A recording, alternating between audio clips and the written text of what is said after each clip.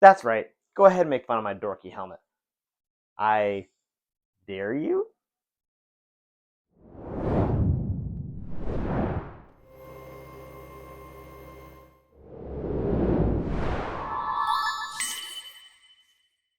That's right. In today's video, we're going to be doing a build tutorial for the Daredevil helmet or Daredevil Cowl, however you want to refer to that.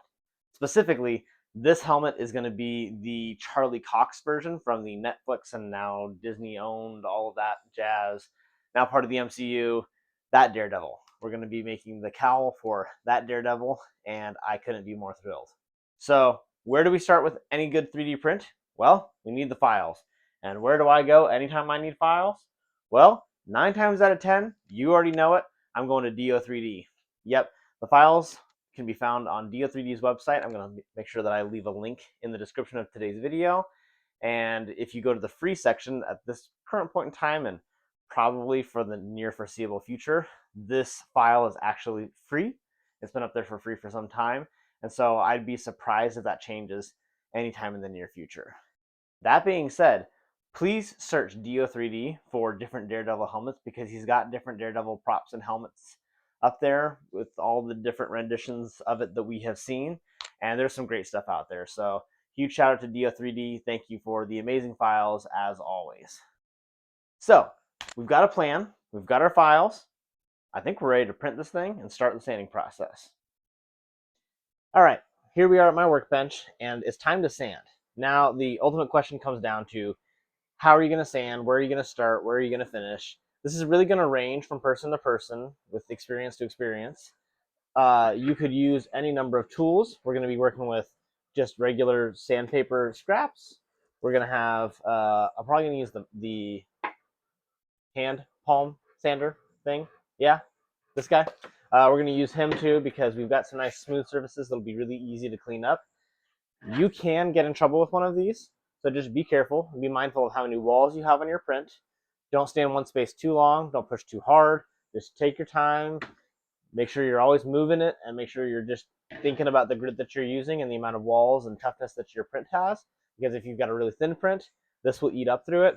But most of the time, it's going to be absolutely fine to use a hand sander like this, power sander. Another thing that you can use is actually this is a foot scrubber. Yeah, a little foot sander. And I saw somebody do this on YouTube or Instagram or something, and I picked one up for myself, and I like it.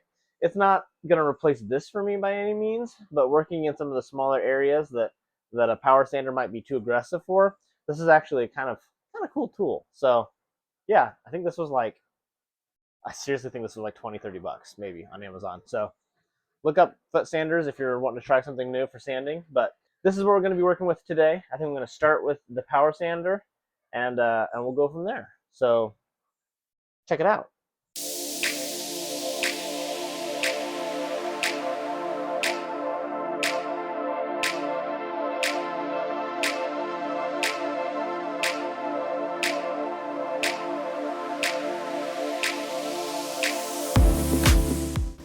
All right, so after roughly maybe 20-30 minutes of sanding, this is what we've got so far. Knocked down basically all those layer lines. We're looking really good. So we're just going to give this another round of sanding. This one was about 60 grit. My next round of sanding is going to be 120 grit, and then we'll start getting some filler primer in there and start smooth sanding this bad boy with higher grit. Keep going.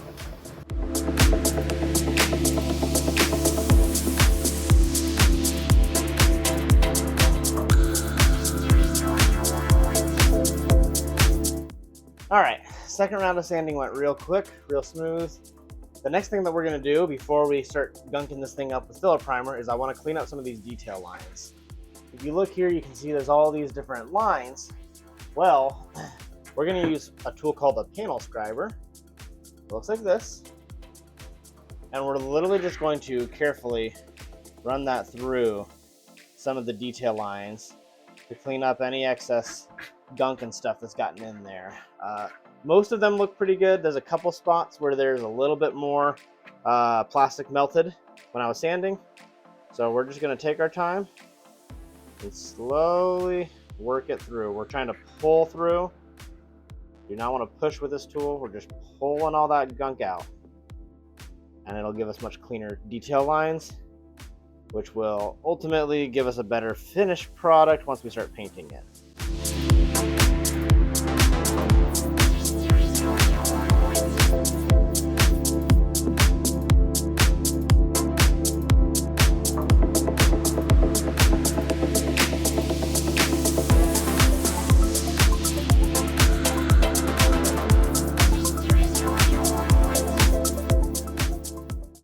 All right, so after multiple rounds of sanding, working your way up to higher grits of sandpaper, and applying multiple coats of filler primer and then sandable primer to try to see any obvious blemishes, we're really close to being paint ready.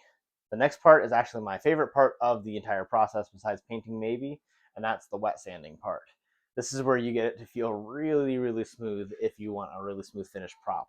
So that's what we're gonna do here today. So to do that, it's pretty simple and actually a little bit less messy, sort of, than doing dry sanding. And that's, we're gonna have a bucket of water, we're gonna have high grit sandpaper. So I'm working with mostly 320, 400. I have some that's higher just in case I want a smoother finish. But we're gonna start with 320 and 400. And literally, we're gonna dip parts of our print in the water. We're gonna grab our sandpaper and dip the sandpaper in the water. And we're gonna sand it. All right, so here, I've done very little actual wet sanding on this. This was a very light pass. And this is something the camera will pick up a little bit. You can see that it's starting to look a little reflective. But this is my favorite part in person, is that you can actually feel what's been sanded and what hasn't. So this right here is really smooth. And then over here, I can feel that it's not smooth enough over here. So you can do a little bit of this visually, but my favorite way to make sure that my print is actually ready for painting is as I'm sanding, I'm also feeling over the part to see if everything is feeling as smooth as I want it to be.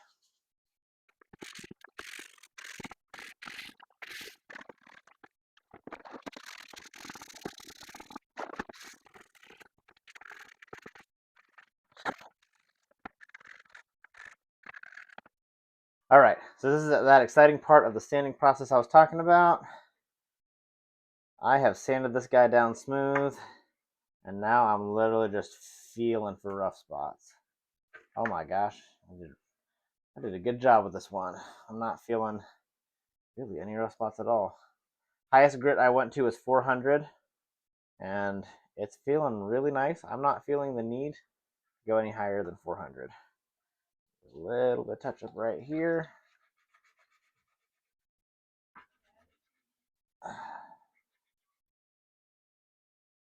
Okay, that feels good, that feels good. So literally, I'm gonna let this dry. I'm gonna double check the lines to see if anything needs a panel scriber touch up, but otherwise, just let this dry and we're ready for paint. Look at that, look at that. I love the mixture of the black sandable primer and the red filler primer. Really helps to just see any imperfections, and yeah, we're looking great. All right, let's let this guy dry and then we'll get to painting.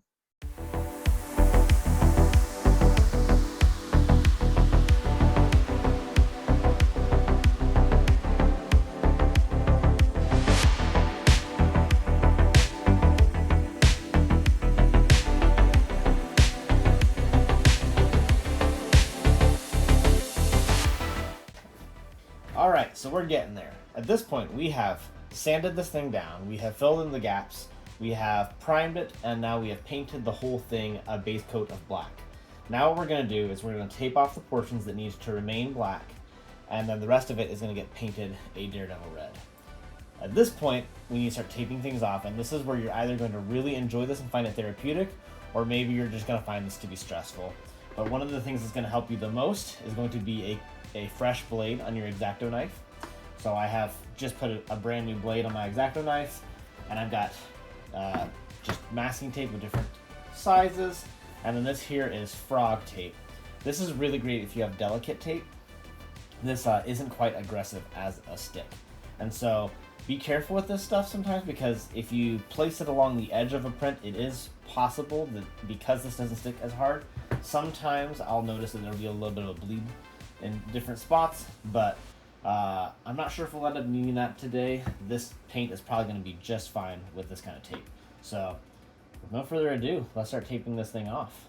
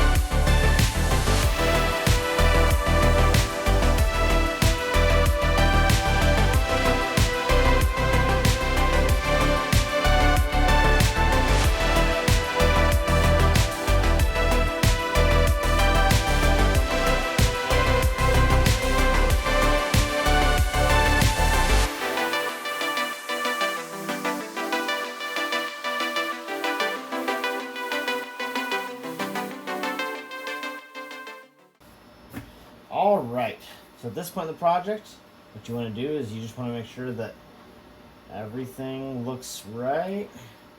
Since this is all a mirror image, I want to make sure that all the lines more or less line up and look clean. And yeah. Let's go ahead and paint this sucker.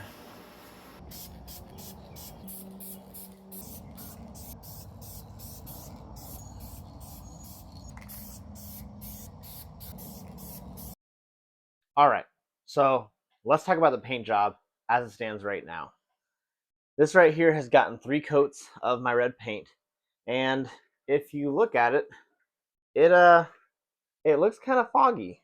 It looks kind of right? We're not getting this beautiful smooth, like, I don't know if you can see right here, that looks really good right in that spot, but a lot of it looks kind of foggy and just kind of meh, a little bit disappointing. Am I worried about it? The answer is not really.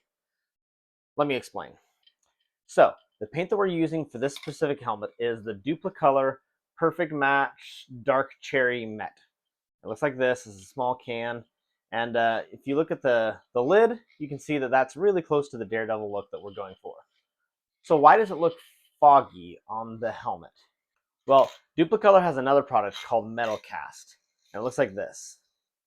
This is beautiful stuff. I've used it to make my Iron Man suit and other projects around the house, and I love this stuff. The reason I bring this up is that A, they're the same brand, and while I haven't personally painted with this, I've used this a lot.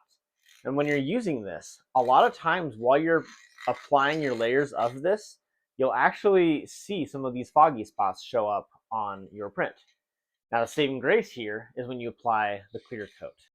For this project, I'm actually going to be covering all of the paint with a Duplicolor 1K clear coat, and this is going to be the matte finish specifically, because I think that the matte finish would look better for the Daredevil helmet specifically. Now, when I've applied the Duplicolor clear coats to the metal cast, it has worked beautifully, and it's actually brought back that vibrancy that you want to see out of the metal cast. I have not used this, nor have I used this before. So today, we're going to be experimenting, and we're going to see if this helps restore this. My suspicion is that it will, but let's go ahead and apply this and see what happens. Because if it doesn't work, then I'm going to have to sand everything back down, and this is going to work. All right, so next comes up the fun part of the project. We get to peel the tape off of this bad boy. So let's see how we did. And to pull up the tape, you can use a fingernail. A lot of times the sharp edge of an X-Acto knife will get right up into that corner, get you enough to pull on, and then watch the magic.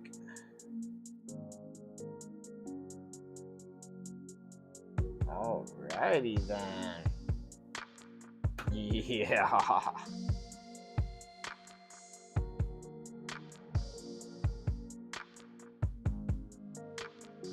Oh my goodness, that looks clean. Yeah. We put the work in here.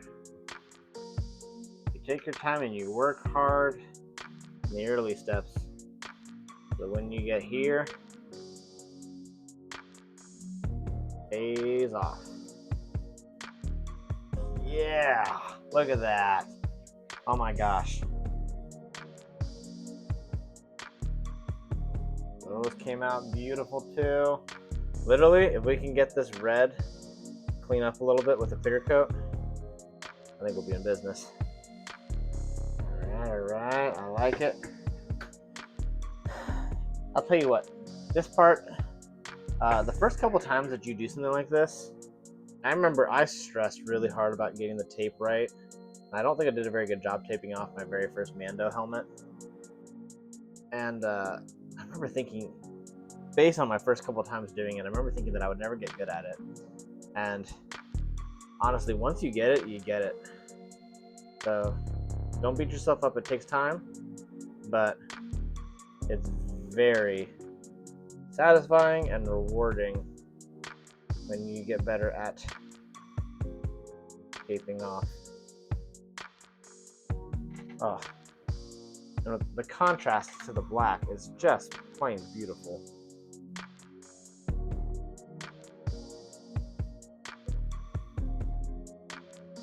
I am very pleased with this. Yeah, yeah. All right. Literally, the worst part of the red is up here in the dome and in the back. The front looks really good. So we'll see what happens when I hit this with the clear coat. But I think we're clear coat ready. Yeah. Sweet. Looking good.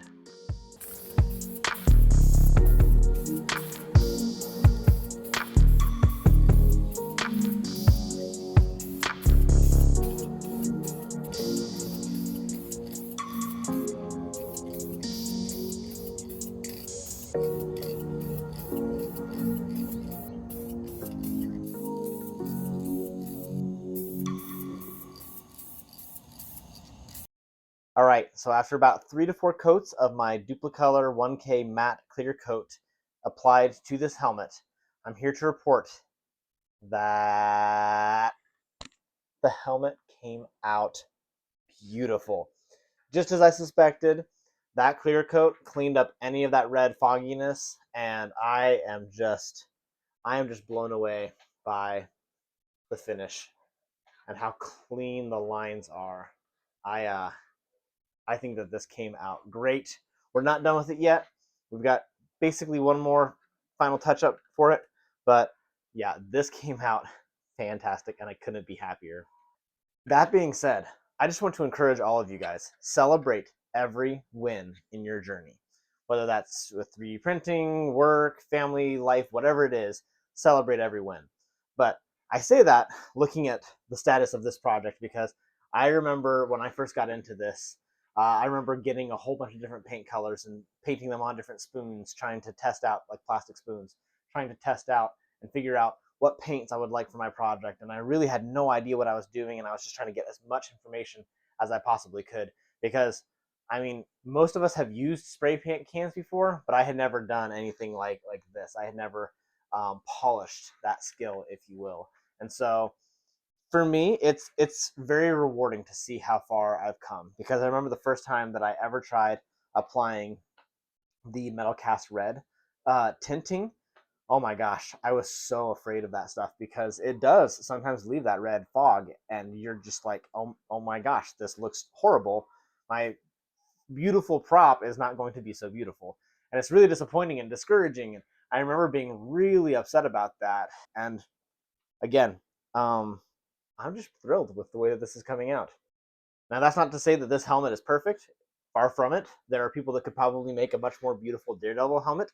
But again, every one of you who's watching this right now, just celebrate the wins. Think about where you are today and where you were 2 years ago, 10 years ago, 2 months ago maybe, and just give yourself a pat on the back because you're doing great and you've come a long way. So this helmet is kind of one of those moments for me, and this is very rewarding. So now the next exciting step in this helmet is going to be working on the eyes. Let's check out how we're going to make the eyes for this mask. All right, so now's the fun part. we're going to be using our window tint to tint the visors. I've just peeled off the plastic layer off camera that goes on the top. Make sure you peel that off of the back and the front. I'm going to leave the back on until I'm done, just so I avoid too many fingerprints. But right now, I'm going to use one of these strips that I've cut off. I've made sure it fits the right size. So what we're going to do is we're going to, I've already peeled that off. I'm going to dip paper towel or a sponge or something. This time I'm going to use a paper towel. Just going to lightly dip it in my soapy water and apply that to the surface of this.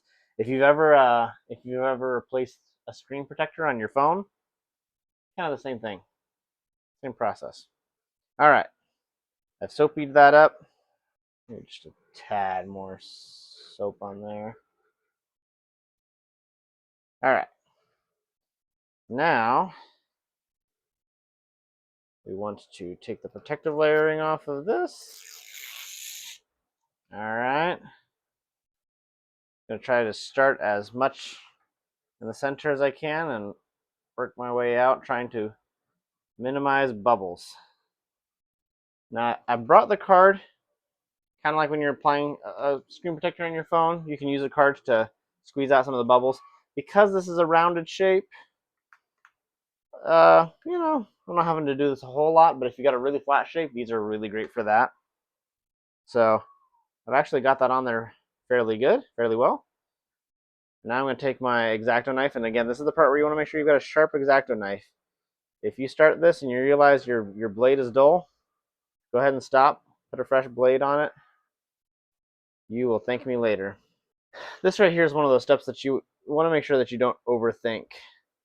The first time I ever tinted my own visor, I was really in my headspace and I was really nervous. I was doing it wrong. And the reality is it's actually fairly straightforward, fairly gracious. Just make sure you got it on there good and give it a little bit of time for it to kind of stick and do its thing. And remember that this was literally made to cling onto a wet, soapy surface. So if you need to give it a second, give it a second. But in the end, you get something like this. Check that out. Now I'll be able to see out of this, but you won't be able to see my eye. So inside, look at how sick that looks. Yeah, that's gonna look great. All right, now we're just gonna tint the other one and get back to it. All right, so just like that, we now have two tinted lenses, and it's gonna look something like that. Okay, so at this point in the project, the helmet is basically done. The paint job is finished. The clear coating is finished. We've just built our lenses, and now we're literally going to stick these in here. So the first thing that I want to do is I want to make sure that I peel off the plastic protective layer on the inside of these, because once I get these in here, I won't be able to take this off. So taking that off just so that it'll be easier to see through. Do the same on the other. And how you attach these to the helmet is really going to depend on you. Me personally, I'm going to be using a hot glue gun. If you'd rather tape it in there, you can. If you want to use a different glue, you can. I like hot glue because it provides a nice, stable hold. But if I need to pull these out for any reason in the future, you can warm up the hot glue. I'll usually do that with like a soldering iron, for example. And then once the glue softens, then I'm able to pull this stuff out. So I have pulled off the protective lenses off of my lenses, and let's go ahead and glue these into the helmet. All right, guys, it's time for some closing thoughts on the Daredevil helmet. First and foremost, I just want to say that I am still blown away by how this came out. I am super happy with it. I think that the eyes look perfect. I think that the paint job came out beautifully. Again, I've not really worked with too many matte clear coats. Typically, I'm going with the gloss clear coats, and so I'm used to trying to make it real shiny. And I like how this one has just a slight bit of shininess where it can catch some light really nicely, but it's still more of a matte finish. So I'm thrilled with how this came out, thrilled with the paint job. Some final touches that I did off camera. I did end up putting some foam padding on the inside of the helmet just so that it would contour around the shape of my head a little bit better. And then I also put in, I don't know if the camera will see this or not, but I went ahead and put in just a little bit of felt around the nose just to make it a little bit more comfortable as it's pushing against my face. But yeah, this bad boy came out beautiful.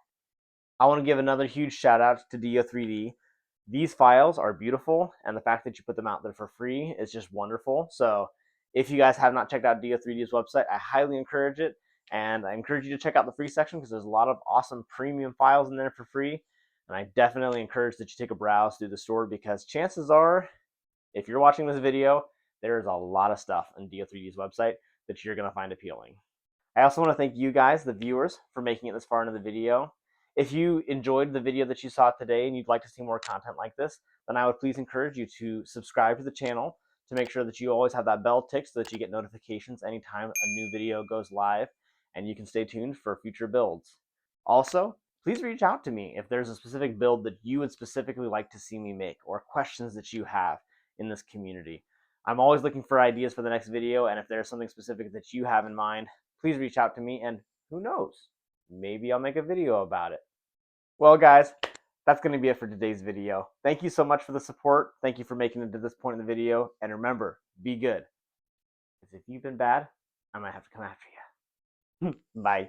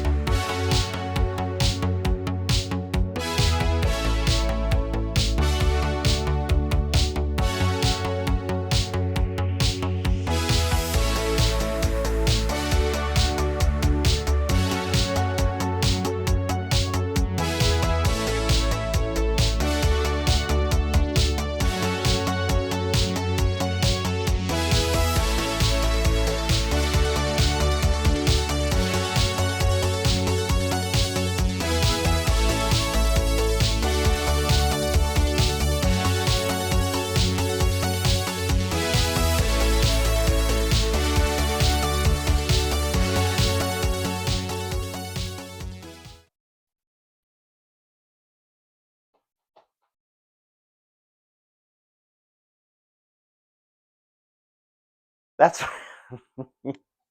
oh my gosh. This one's gonna be fun one to edit.